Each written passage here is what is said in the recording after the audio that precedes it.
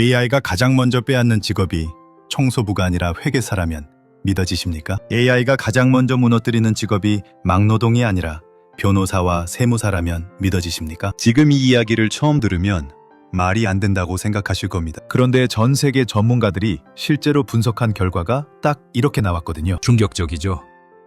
근데 이게 끝이 아닙니다. 지금부터 말씀드릴 세 가지 반전은 진짜 예상을 완전히 뒤엎는 내용이에요. 한국에서 오랫동안 내려온 말이 있잖아요. 공부 열심히 해서 사자 붙는 직업 가져라. 그러면 평생 먹고 산다. 부모님 세대는 이 말을 철칙처럼 믿어왔습니다. 변호사, 회계사, 세무사, 의사. 이 직업들은 오랫동안 대한민국 최고의 직업으로 손꼽혔어요. 그런데 지금 그 공식이 완전히 무너지고 있습니다. 최근에 전문가 40명을 대상으로 AI 대체 가능성이 높은 직업을 조사했는데요. 결과가 충격적이었습니다. 회계사가 단숨에 3위까지 올라온 겁니다. 불과 10년 전 조사에서는 40위였는데 말이에요. 10년 만에 37계단을 뛰어오른 겁니다. 이게 왜 이렇게 된 건지 궁금하시죠? 이 이야기를 하려면 2016년으로 잠깐 돌아가야 합니다. 그때 전 세계를 충격에 빠뜨린 사건이 하나 있었어요. 바로 알파고가 이세돌 구단을 이긴 사건입니다. 당시 전문가들도 이렇게 말했습니다. 바둑은 창의력의 게임이라 AI가 절대 못 이긴다. 경우의 수가 너무 많아서 컴퓨터가 계산 자체를 못한다.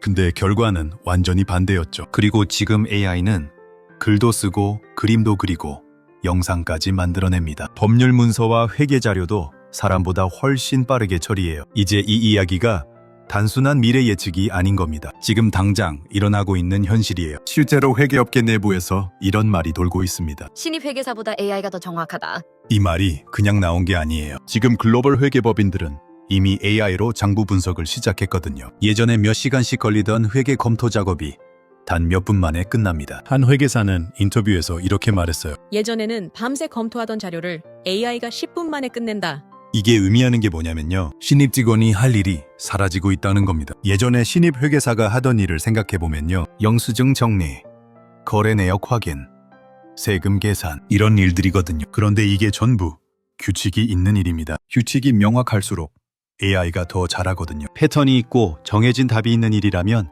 AI가 사람보다 훨씬 빠르고 정확하게 해냅니다. 그래서 전문가들은 이렇게 말합니다. 정답이 있는 직업일수록 AI에게 먼저 대체된다. 자, 여기서 첫 번째 반전이 나옵니다. 10년 전에 AI가 먼저 대체할 거라고 꼽혔던 직업들이 뭔지 아세요? 청소부, 주방보조, 택배기사 이런 직업들이 1순위였어요. 당시 논리는 단순했습니다. 단순 반복 작업은 기계가 대신할 수 있다. 근데 지금 조사 결과를 보면 완전히 뒤집어졌습니다. 오히려 가장 대체되기 어려운 직업으로 꼽히는 게 가사도우미, 어부, 낙농업 종사자예요. 이유가 뭘까요? 바로 예측 불가능성 때문입니다. 청소 로봇을 예로 들어볼게요. 로봇이 집을 청소하다가 갑자기 아이가 장난감을 바닥에 던집니다. 강아지가 뛰어다니고 물컵이 넘어집니다. 이런 돌발 상황에서 사람은 바로 상황 판단을 하고 대응하거든요. 그냥 자연스럽게요. 그런데 AI는 아직 이런 예측 불가능한 상황에서 매우 약합니다. 프로그래밍된 패턴 밖의 일이 생기면 그냥 멈춰버리는 경우가 많아요. 그래서 전문가들은 현장은 여전히 인간의 영역이다 라고 말합니다. 어부를 생각해보세요. 매일 날씨가 다르고 파도가 다르고 물고기 위치도 다릅니다. 낙농업도 마찬가지예요. 한 마리의 상태가 매일 달라요. 이런 복잡하고 변화무쌍한 현장에서 사람의 감각과 판단을 AI가 대신하기는 정말 어렵습니다. 이 이야기를 들으면서 혹시 이런 생각 드시지 않으세요? 지금 내 직업은 규칙이 있는 편인가?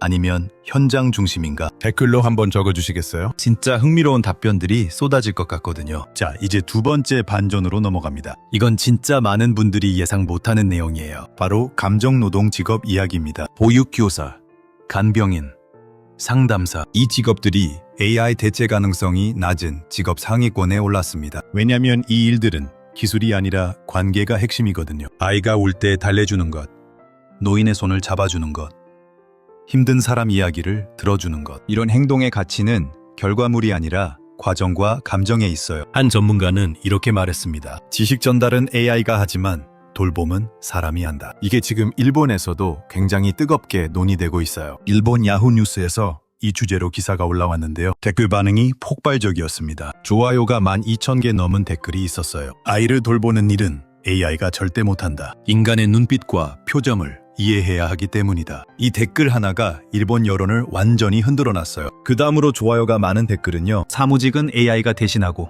결국 사람은 현장으로 돌아가게 될 것이다. 이 댓글이 일본 전역에서 화제가 됐거든요. 사람들이 이 댓글을 보면서 자기 진로를 다시 생각하기 시작한 겁니다. 실은 일본이 이 문제에서 한국보다 한 발 앞서 있어요. 일본은 인구 감소가 심각하거든요. 그래서 AI 도입 속도가 다른 나라보다 훨씬 빠릅니다. 일본의 주요 대기업들이 세운 전략이 지금 공개됐는데요. 사무직은 줄이고 AI 자동화를 늘리고 현장 인력을 오히려 확대하는 방향입니다. 실제로 일본의 한 대형 금융그룹 내부에서 이런 이야기가 새어나왔습니다. 10년 뒤 사무직 절반이 사라질 수 있다. 이 말이 알려지면서 일본 커뮤니티가 발칵 뒤집혔어요. 댓글 반응을 보면요.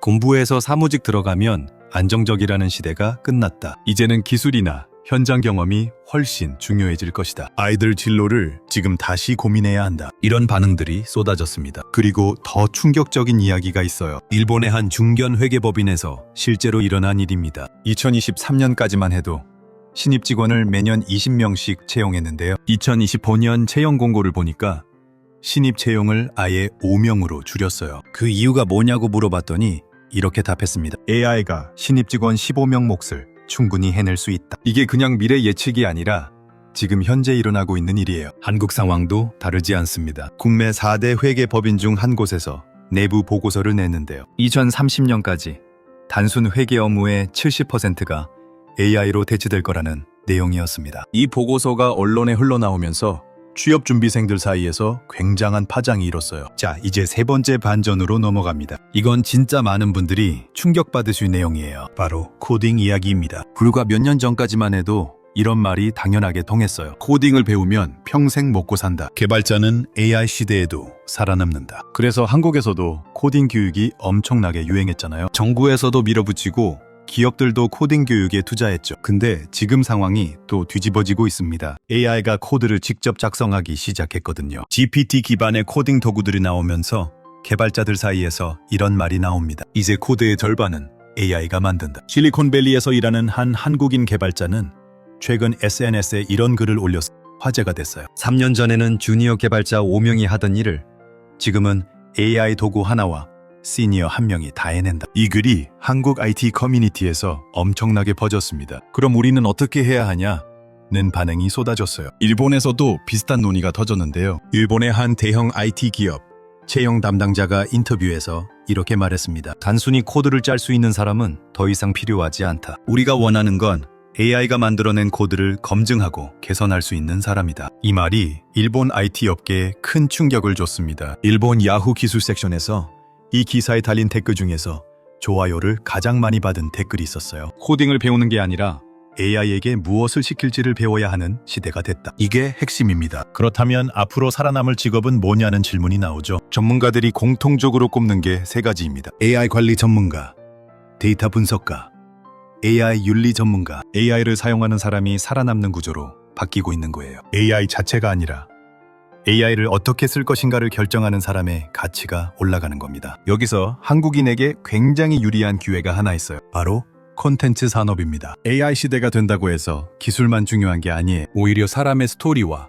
감정과 경험이 더 중요해집니다. AI는 영상을 만들 수 있어요. AI는 글도 씁니다. AI는 음악도 만들어요. 근데 사람들이 진짜 감동받는 콘텐츠는 다릅니다. 그건 사람의 진짜 경험에서 나오거든요. 실제로 유튜브 알고리즘 데이터를 분석한 결과가 나왔는데요. AI가 만든 콘텐츠의 평균 시청 지속률이 사람이 만든 콘텐츠보다 30% 이상 낮았습니다. 사람들이 본능적으로 인간의 이야기에 더 끌린다는 거예요. 그래서 글로벌 리서치 기관에서도 AI 시대에 가장 성장할 직업 중 하나로 콘텐츠 크리에이터를 꼽았습니다. 한국은 이 분야에서 이미 세계적인 경쟁력을 갖고 있어요. K-팝, K-드라마, K-컬처 전체가 이미 글로벌 시장을 장악하고 있잖아요. 이 스토리텔링 능력이 AI 시대에 오히려 더 강력한 무기가 됩니다. 일본에서도 이 점을 부러워하는 반응이 나오고 있어요. 일본 온라인 커뮤니티에서 이런 글이 올라왔습니다. AI 시대에 한국이 컨텐츠로 더 강해질 것 같다. 우리 일본은 소프트 파워에서 이미 밀리고 있다. 이 글이 일본 내에서 꽤 화제가 됐어요. 그래서 지금 전문가들이 하는 말이 있습니다. AI 시대에는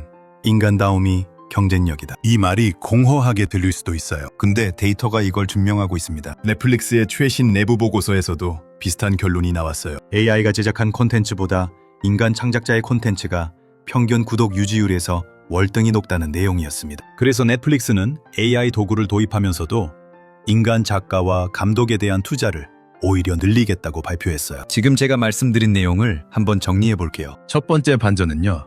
AI가 먼저 없애는 건 단순 노동이 아니라 정답이 있는 전문직이라는 겁니다. 회계사, 세무사, 변호사의 단순 업무가 먼저 사라집니다. 두 번째 반전은요. 현장 중심의 직업과 감정 노동.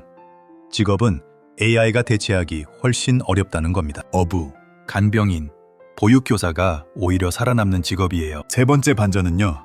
코딩도 더 이상 안전지대가 아니라는 겁니다. 대신 AI를 어떻게 활용하는지를 아는 사람이 가장 큰 가치를 갖게 됩니다. 그리고 한국인에게 가장 유리한 기회는 컨텐츠 산업이에요. K컬처가 만들어온 스토리텔링 능력이 AI 시대에 오히려 더 빛을 발합니다. 전문가들은 공통적으로 이런 말을 합니다. AI는 인간의 일을 모두 빼앗지 않는다. 대신 이런 변화가 생깁니다. 일의 방식 자체가 완전히 바뀌는 거예요. 예전에는 사람이 직접 일을 했습니다. 앞으로는 사람이 AI를 관리합니다. 그 차이가 엄청나거든요. 그래서 앞으로 가장 중요한 능력 3가지를 꼽자면요. AI를 제대로 사용하는 능력, 문제를 스스로 정의하는 능력, 그리고 사람과 협력하는 능력입니다. 결국 기계가 못하는 능력이 가장 중요해지는 겁니다. 마지막으로 여러분께 진지하게 질문드리고 싶어요. 10년 뒤에 여러분의 직업은 지금과 같을까요? 아니면 완전히 다른 일을 하고 있을까요? 그리고 한 가지 더요.